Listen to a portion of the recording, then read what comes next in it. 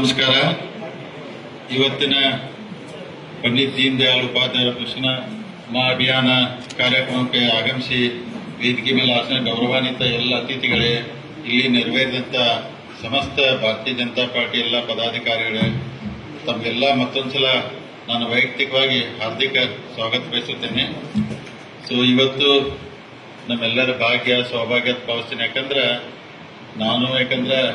ನಮ್ಮ ಇವ್ರಿಗೆ ಯಾಕಂದ್ರೆ ನಾನು ಭಾರತೀಯ ಜನತಾ ಪಾರ್ಟಿ ಸೇರಿ ಇವತ್ತಿಗೆ ಸುಮಾರು 18 ವರ್ಷ ಆಯಿತು. ಅಂದ್ರೆ 2008ರಲ್ಲಿ ಪಾರ್ಟಿ ಸೇರಿದೆ. ಅಂದ್ರೆ 18 ವರ್ಷ ಆಯಿತು.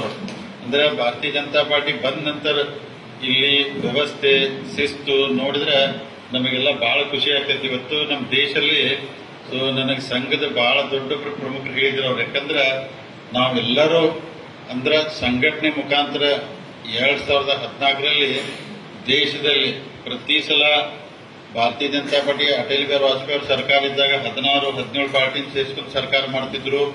ಅಂದ್ರೆ ಒಂದೇ ಪಾರ್ಟಿನ ಸಮೇತ ತಂದದಂದ್ರೆ ಸನ್ಮಾನ್ಯ ನರೇಂದ್ರ ಮೋದಿ ಅವ್ರ ಲೀಡರ್ಶಿಪ್ ಅಲ್ಲಿ ಸುಮಾರು 283 ಸೀಟನ್ನು ತಂದದಂದ್ರೆ ನಮ್ಮ ಸಂಘಟನೆ ಮೂಲ ಕಾರಣ ಅಂತೇಳಿ ಸಂಘದ ಪ್ರಮುಖರು ಹೇಳಿದ್ರು. ಅದಕ್ಕೆ ಯಾಕೆ ಖುಷಿ ಆಗ್ತೈತೆ ಅಂದ್ರೆ ಸಂಘಟನೆ ಇಲ್ಲದೆ ಏನು ಮಾಡೋಕ್ಕಾಗೋದಿಲ್ಲ. ಯಾಕಂದ್ರೆ ಕೆಲವೊಂದು ಚುನಾವಣೆಯಲ್ಲಿ ಕೆಲವೊಂದು ಜನ ಬೇರೆ ಬೇರೆ ಪಕ್ಷದವ್ರು ಗೆಲ್ಬಹುದು. ಹೆಂಗ್ ಗೆಲ್ತಾರಂದ್ರೆ ಅವರು ಅಂದ್ರೆ ಆಂಟಿ ಇನ್ಕಮೆನ್ಸಿ. ಇವತ್ತು ನಾವು ಸರ್ಕಾರ ಆಳ್ತಾ ಇದೀವಿ, ನಮ್ಗೆ ವಿರೋಧ ಅಲೆ ಮೇಲೆ ಅವ್ರೊಂದು 5 ವರ್ಷ ಗೆಲ್ತಾರ. ಸಂಘಟನೆ ಮುಖಾಂತರ ಗೆಲ್ಲುವುದು ಏನಾದ್ರು ವ್ಯವಸ್ಥೆ ಇತ್ತಂದ್ರೆ ಅದು ಭಾರತೀಯ ಜನತಾ ಪಾರ್ಟಿಯಲ್ಲಿ ಇತ್ತಂದ್ರೆ ತಪ್ಪಾಗ್ಲಿಕ್ಕಿಲ್ಲ. ಯಾಕಂದ್ರೆ ಅಂತ ಬಹಳ ಪುಣ್ಯಾತ್ಮರು ಅಂದ್ರೆ ಮೊದಲಿಂದ ಈ ಪಕ್ಷನ ಈ ದೇಶಕ್ಕಾಗಿ ಹೋರಾಟ ಕಟ್ಟಿ ದೇಶ ಉಳಿಬೇಕು ಅಂತೇಳಿ ಗಟ್ಟಿದಿಂದ ಕೆಲಸ ಮಾಡ್ಕೊಂಡ್ ಬಂದ್ರು. ನಮಗೊಂದು ಮಾತನ್ನ ಹೇಳ್ತೀನಿ. ಯಾಕಂದ್ರೆ ನಾನು ಬಹಳ ಅಟಲ್ ಬಿಹಾರಿ ವಾಜಪೇಯಿ ಅವ್ರ ಭಾಷಣಗಳು ಬಹಳ ಕೇಳ್ತಿದ್ವಿ ನಾವು. ಸ್ಪೀಚ್ ತಾವೆಲ್ಲರ ವಿಡಿಯೋಲ್ ಗೊತ್ತಿಲ್ಲ. ಅವ್ರು ಹೇಳ್ತಿದ್ರು ಅಂದ್ರೆ ಅವ್ರ ಭಾಷಣ ನಾನು ಯಾವಾಗಲೂ ನಮ್ಮ ಸನ್ಮಾನ್ಯ ರಾಜಾಜಿನಗರ ಶಾಸಕರ ಸುರೇಶ್ ಕುಮಾರ್ ಜೊತೆ ಜೋಕ್ ಮಾಡ್ತಿದ್ದೆ. ಯಾಕಂದ್ರೆ ಅವ್ರು ಯಾವಾಗೂ ನನಗೆ ಸಿಕ್ಕಾಗ ಅವ್ರು ಏನಂತಾರೆ ಅಂದ್ರೆ ಏಕ್ ಪಾವ್ ಜೈಲ್ ಮೇ ಏಕ್ ಪಾವ್ ರೇಲ್ ಮೇ ಅಂತಾರೆ ನನಗೆ ಅವರು. ಅಂದ್ರೆ ನಾನು ಅದೊಂದು ಭಾಷಣದಾಗ ಮಾಡಿದ್ದೆ.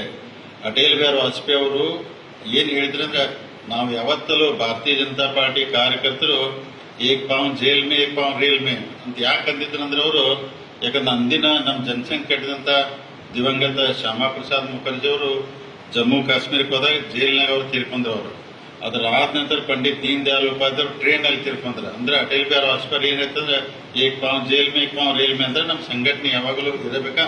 ಅವರಿಬ್ರು ಸಂಘಟನೆದಿಂದ ಇವತ್ತು ಈ ಮಟ್ಟಕ್ಕೆ ಭಾರತೀಯ ಜನತಾ ಪಾರ್ಟಿ ಬೆಳೆದು ಕಟ್ಟಿ ಇವತ್ತು ದೇಶದಲ್ಲಿ ಪ್ರತಿಯೊಂದು ಅಂದ್ರೆ ನಾವು ಏನ್ ಅನ್ಕೊಂಡಿದ್ದು ಭಾರತೀಯ ಜನತಾ ಪಾರ್ಟಿ ಅದನ್ನ ಸಾಧಿಸುವಂತದೆಲ್ಲ ಅವಕಾಶ ಇವತ್ತು ನಮಗೆಲ್ಲ ಸಿಕ್ಕತಿ.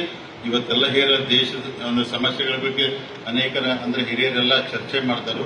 ನಾವೆಲ್ಲರೂ ಇವತ್ತು ನಮ್ಮ ಭಾರತೀಯ ಜನತಾ ಪಾರ್ಟಿ ಸಂಘಟನೆ ಆಗಬೇಕು, ಗಟ್ಟಿ ಆಗಬೇಕು, ಕಟ್ಟಬೇಕಂದ್ರೆ ಈ ಉದಾಹರಣೆಗೆ ಹೇಳ್ಬೇಕಂದ್ರೆ ನಮ್ಮ ಕರ್ನಾಟಕ ರಾಜ್ಯದ ಹೇಳ್ತೀನಿ ನಿಮ್ಗೆ. ಯಾಕಂದ್ರೆ ಇವತ್ತು ನೀವು ನೋಡಾಕತ್ರಿ ಸುಮಾರು ಇಷ್ಟು 7 ಕೋಟಿ ಜನಸಂಖ್ಯೆ ಇರುವಂತಹ ಕರ್ನಾಟಕ ರಾಜ್ಯ ಎಷ್ಟು ಸಮಸ್ಯೆಯನ್ನು ಎದುರಿಸ್ತೈತೆ ಅನ್ನೋದು ಯಾಕಂದ್ರೆ ನಿಮ್ಗೆ ಗೊತ್ತಾಗಲ್ಲ. ಒಬ್ಬ ಶಾಸಕರಾಗಿ ನಮಗೆ ಗೊತ್ತಾಗ್ತದೆ. ಯಾಕಂದ್ರೆ ಈ ಸರ್ಕಾರ ಬಂದ ನಂತರ 3 ವರ್ಷ ಆಯ್ತು.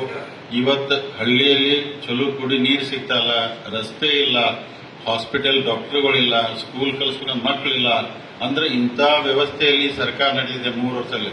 ಅದಕ್ಕೆ ನಾವೆಲ್ಲ ಮುಂದಿನ ದಿನಮಾನದಲ್ಲಿ ಸಂಘಟನೆ ಮಾಡಿ ಸರ್ಕಾರ ಯಾಕೆ ಬರ್ಬೇಕಂದ್ರೆ ನಾವು MLA ಆಗಬೇಕು, ಮಂತ್ರಿ ಆಗಬೇಕು ಅಂತೇಳಿ ಅಲ್ಲ.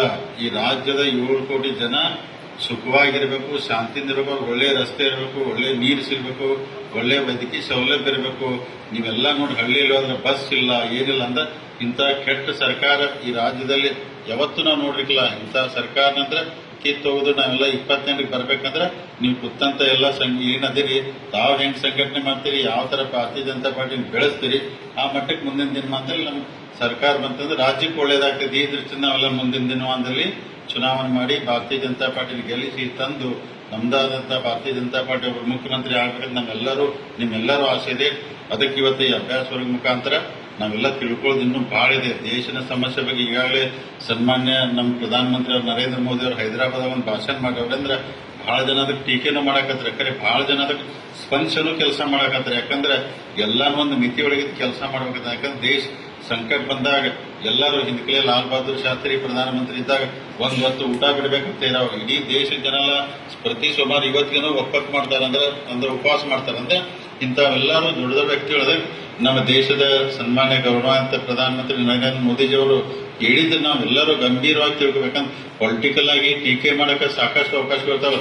ದೇಶ ಹಂಗೆ ಇವತ್ತು ದೇಶ ಉಳಿತಂದ್ರೆ ನಾವು ಉಳಿತೀವಿ, ದೇಶ ಇಲ್ಲ ಅಂದ್ರೆ ಯಾರೂ ಉಳಿದಿಲ್ಲ. ಅದಕ್ಕೆ ನಮ್ಮ ದೇಶ ಮುಖ್ಯತೆ ಅದಕ್ಕೋಸ್ಕರ ನಮ್ಮ ಭಾರತೀಯ ಜನತಾ ಪಾರ್ಟಿ, ನಮ್ಮ ದೇಶದ ಪ್ರಧಾನಮಂತ್ರಿ, ನಮ್ಮೆಲ್ಲ ಸಂಘಟನೆಗಳು ದೇಶ ಉಳಿಬೇಕು, ದೇಶ ಬೆಳಿಬೇಕು ಈ ಉದ್ದೇಶದಿಂದ ಎಲ್ಲ ಕೆಲಸ ಮಾಡ್ತಾರೆ.